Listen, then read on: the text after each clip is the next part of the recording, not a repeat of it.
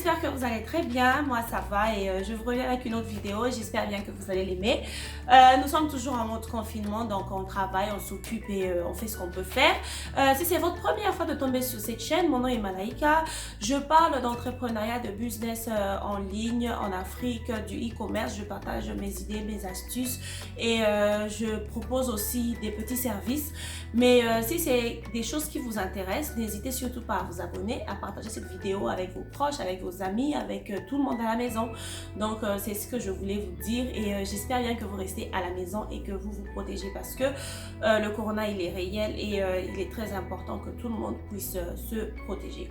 Donc sans plus tarder, je vais commencer. Aujourd'hui, je vous reviens avec le côté positif du confinement parce que je sais qu'en ce moment-ci, il y a beaucoup de gens qui sont contents de rester à la maison sans rien faire, à passer leur journée sur leur canapé, à regarder la télé et moi, ça me rend juste malade et je voulais quand même tirer une sonnette d'alarme parce que si on ne... Bon, il y a des gens à qui, vous savez, si on vous dit quelque chose, vous allez faire quelque chose. Alors, je me dis, ceux-là qui ont vraiment le souci de voir leur business changer, leur environnement changer, ils vont se mettre à faire quelque chose durant cette période et c'est pour ça que je me propose de vous tourner cette vidéo parce que je sais que quelqu'un va apprendre quelque chose. Donc, sans plus tarder, je vais commencer. Vous savez tous que tout le monde est en train de rester à la maison, à ne rien faire et moi, je me suis donné des targets, je me suis dit, je me suis fixé des échéances et tout, des projets que je devais respecter, que je devais finir, des choses que je devais faire et je trouve que chaque jour, je fais quelque chose de positif, je me construis positivement et je suis très fière de moi-même parce que je crois que je vous dis toujours assez, tout ce que je connais, je ne dirais pas que je connais tout, mais tout ce que je connais, la plupart des choses que je connais, que je fais dans mon business, dans tout ce que je fais, je les ai appris seule, par la lecture, par les vidéos YouTube, par les, vous savez, par des recherches. Alors, je me dis que si j'ai pu apprendre seule, quelqu'un peut aussi apprendre seul. Il y a des gens qui n'apprennent pas, certains parce qu'ils ne veulent pas, mais certains aussi c'est parce qu'ils ne savent pas comment est-ce qu'ils vont apprendre. Donc, c'est pour ça que je viens vous proposer quelque chose que vous pouvez faire. La première chose avant de commencer quoi que ce soit, vos recherches, vous devez vous demander ce que vous voulez d'abord, ok? Qu'est-ce que vous voulez? Qu'est-ce que vous voulez accomplir? Quel business vous voulez faire? Vous devez trouver votre niche. Si vous ne savez pas c'est quoi une niche, si vous ne savez pas comment trouver votre niche, dites-moi dans la barre dans les commentaires, je vais aussi tourner une vidéo sur ça. Cherchez votre niche, cherchez le domaine dans lequel vous voulez faire votre business. Posez-vous, donc cherchez plusieurs niches, cherchez plusieurs idées de business, écrivez-les, pensez-y, projetez-vous, ok? Donc, prenez le temps de vous asseoir dans un endroit calme et posez-vous les bonnes questions. Ça, c'est vraiment la première chose que moi, je propose. La deuxième chose, c'est que après avoir cherché et trouvé une niche, après avoir imaginé votre business, vous devez vous mettre à rechercher. Quand je dis rechercher, ça veut dire quoi? Je vois dans les commentaires, beaucoup de gens me disent, ah, il y a ce business, il y a ce business. Oui, il y a beaucoup de business dans le monde, beaucoup. Il y a des business que l'on fait par passion, il y a aussi des business qu'on fait parce qu'on veut de l'argent, il y a des bon, et ce qui est vrai, c'est que tout le monde qui fait le business cherche un profit, cherche à générer un profit. Ça, on ne va pas se mentir. Il y a des business qui demandent un grand capital, il y a des business qui ne demandent pratiquement rien, il y a des business qui demandent aussi un petit capital. Donc, tout dépend de votre poche et pour ça, vous devez vous asseoir et faire des recherches. Dans la suite de la vidéo, je vais vous donner un exemple. Je vais vous dire comment vous pouvez faire, comment vous pouvez, vous savez, travailler sur votre plan ou votre projet de business. Donc, lorsque vous planifiez votre idée de business, votre business, vous posez les bonnes questions, vous demandez ce que vous allez faire, comment vous allez faire, quand vous allez faire, comment vous allez vendre, comment vous allez gagner les clients et vous savez tout ça, vous vous posez les bonnes questions. Et tout ça, je vous assure, si vous le faites, je peux dire à la loupe, si vous le faites étape par étape, guys, ça prend du temps, ça prend beaucoup de temps parce que vous devez bien réfléchir. Personne ne vous connaît mieux que vous-même. Personne, moi je suis pas dans votre pays. pays, parce que je sais qu'il y a beaucoup de gens qui me suivent au travers de l'Afrique dans différents pays. Chaque pays a ses réalités, chaque pays a ses forces, chaque pays a ses faiblesses. Et vous, étant membre de ce pays, vous étant habitant de cet endroit-là, vous connaissez mieux que quiconque ce qui marche dans votre pays et ce qui ne marche pas. Donc, c'est un peu ça. Donc, lorsque vous pensez, posez-vous les bonnes questions, ne soyez pas sentimental et pensez-y. Donc, c'est ça. Après avoir fait ces recherches, après avoir pensé à ce business, après avoir fait tout ce que vous devez faire, là, vous devez planifier. Et pour planifier, je ne cesserai jamais de vous le dire assez, vous avez besoin d'un cahier, vous avez besoin d'un papier, vous avez besoin de noter votre plan, de noter votre projet, de noter ce que vous voulez faire avec votre business, vous comprenez? Donc, pour ça, après avoir fait les recherches, même les recherches, vous devez noter, vous devez savoir, par exemple, je prends un exemple, vous voulez vendre le cacao, par exemple. Le cacao a sa valeur sur le marché, ça génère quel taux de bénéfice. Vous savez, tout ça, vous devez vous poser les bonnes questions parce que il y a des business aujourd'hui qui sont quasi inexploités. Il y a des business qui sont très exploités, mais ça, c'est à vous de trouver. C'est personne qui va venir vous chuchoter, c'est personne qui va venir vous dire, faites ça, c'est à vous d'y penser. Mettez-vous, planifiez, quand vous allez quitter, par exemple, la quarantaine, qu'est-ce que vous allez faire, la première étape et tout ça. Là, je vais vous expliquer, mais dans la suite de la vidéo, je vais vous donner un exemple concret pour vous permettre de comprendre le message que j'essaye de passer et j'espère bien que ça va vous aller aussi. Donc, c'est ça. Après avoir planifié tout ça, vous savez où est-ce que vous allez acheter votre marchandise, où est-ce que vous allez, qui sera votre fournisseur, quels sont les prix sur les marchés, quel est le prix auquel vous comptez vendre, est-ce que vous comptez engager quelqu'un. Vous savez, toutes ces questions-là, guys, ça prend du temps. Et là, vous n'allez pas voir comment les journées vont passer vite et ça vous donne de l'avance. Parce que imaginez-vous, vous restez à la maison, vous ne faites rien, vous ne prenez pas avantage sur tout ce qui se passe en ce moment-ci.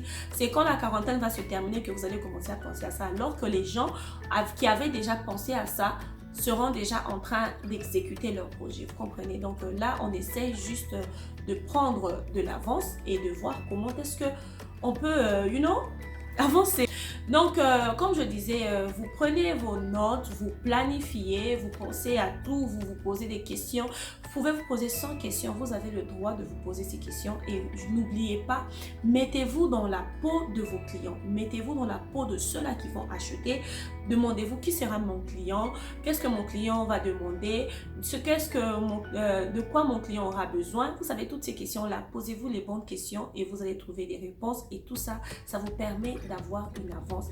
Vous faites votre plan, vous dites par exemple que la première semaine, je vais chercher des fournisseurs et n'oubliez pas les fournisseurs, on ne trouve pas les fournisseurs à la première tentative, tout va mollo petit à petit.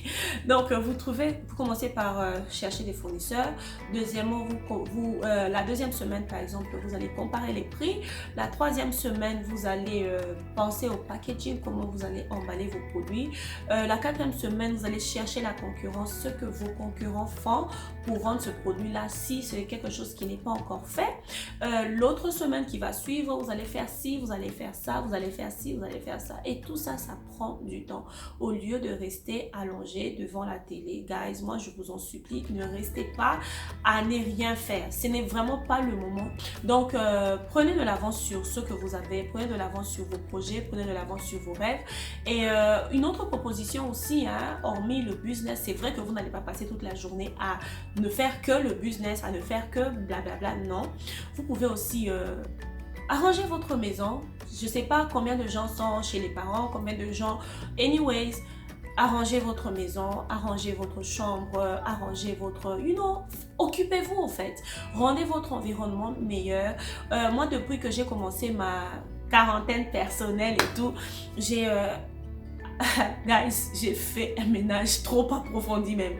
J'ai arrangé la maison, j'ai fait ma lessive, le repassage complet, sans exception.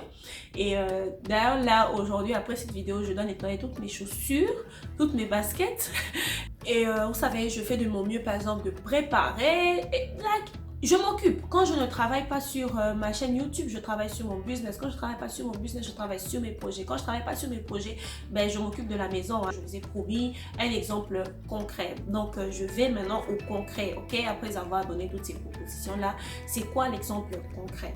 On va y aller, simple. On va prendre un exemple. Quelqu'un se décide de vendre la patate douce, par exemple. La patate douce, la plupart du temps, est cultivée dans les campagnes, dans les villages. Ok, c'est là que ça coûte moins cher.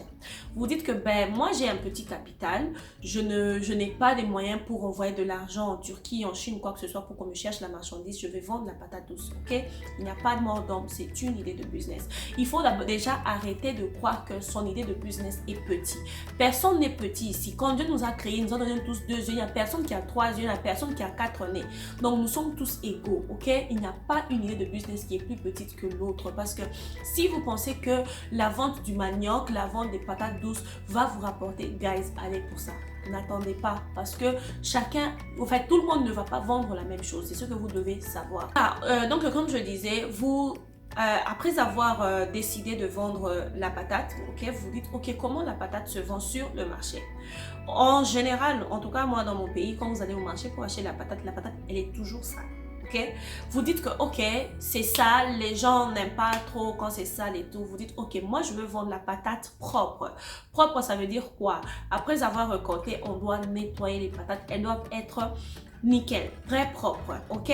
Donc vous dites ok, moi je veux vendre la patate lavée, nettoyée, que je vais emballer autrement.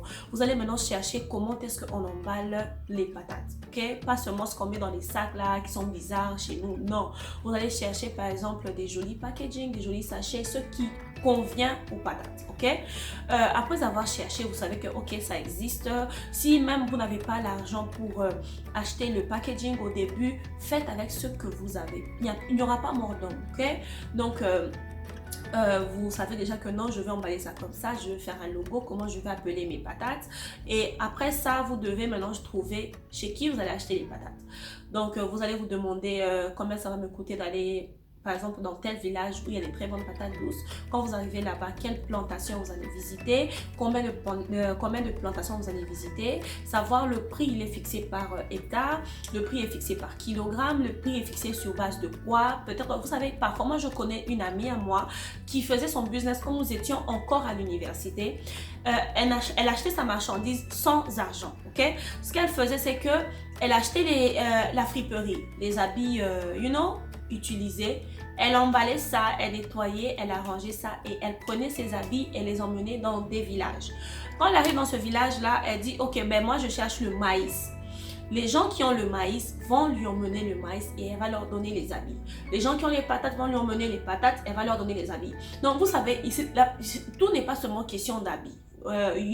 D'argent. Parfois, le troc existe toujours. Aujourd'hui, ça existe. Moi, j'ai une amie qui a fait ce business-là et elle se retrouvait très, très bien. Ok?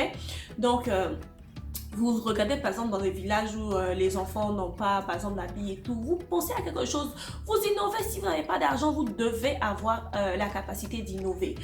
Vous allez là-bas, vous emmenez, vous trouvez une valeur d'échange équitable avec ceux-là qui sont au village. Ensuite, vous allez penser au transport, comment vous allez transporter votre marchandise, vous allez penser à votre clientèle. Vous savez, parfois vous n'avez pas à vous casser la tête, hein. Parfois, vous n'avez pas à vous casser la tête.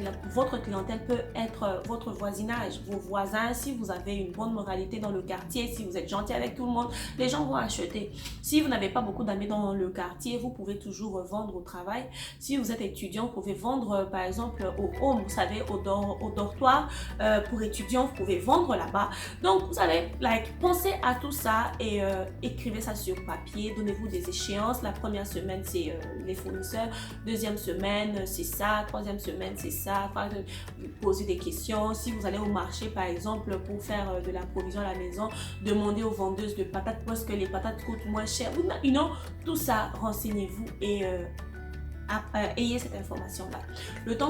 Au moment où nous allons quitter ce temps ici de confinement, de tout et tout et tout, vous aurez une avance parce que pendant que les autres avaient passé leur temps à dormir et que maintenant là, ils ont la réalité en face comme ça, vous serez déjà en train d'exécuter le projet auquel vous avez pensé. Donc, vous ne trouvez pas que c'est merveilleux.